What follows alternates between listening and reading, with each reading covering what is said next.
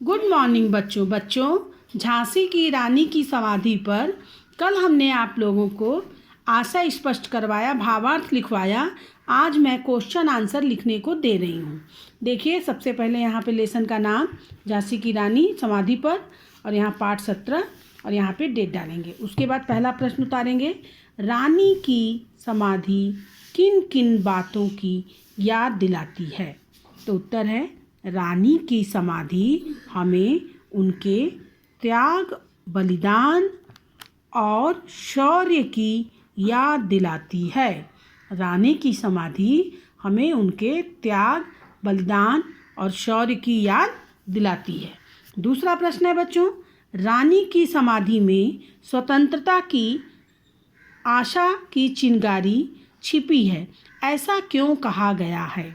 तो उत्तर है, रानी की समाधि में स्वतंत्रता की आशा की चिंगारी छिपी है, ऐसा इसलिए कहा गया है क्योंकि झांसी की रानी लक्ष्मीबाई देश की स्वतंत्रता के लिए युद्ध करते हुए बलिदान हो गईं, अर्थात यहीं वीर गति को प्राप्त हो गई थीं। ठीक है बच्चों, युद्ध करते हुए उनका जान गया था ना, बलिदान हुई तो मतलब उनका प्राण निकला था युद्ध करते हुए।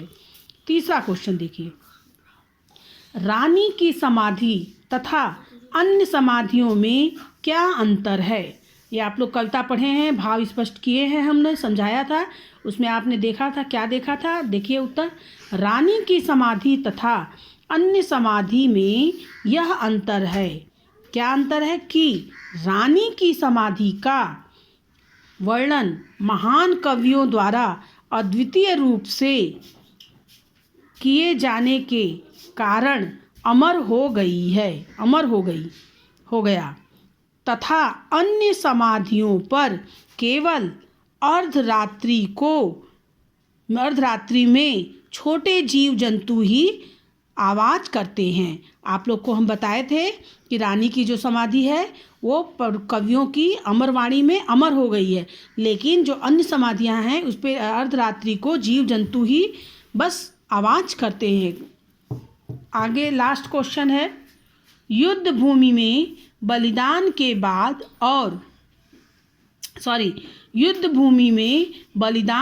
के बाद वीर का मान बढ़ जाता है।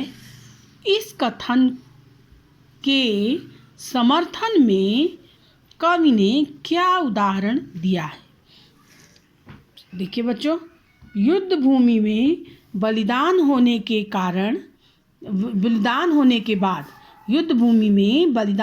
के बाद वीर का मान सम्मान बढ़ जाता है।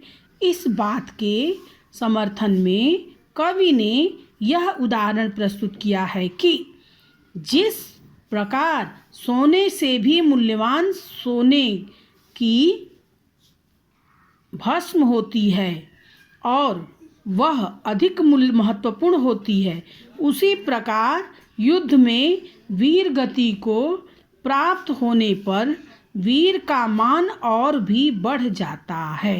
ठीक है बच्चों, ये आपका लास्ट क्वेश्चन था।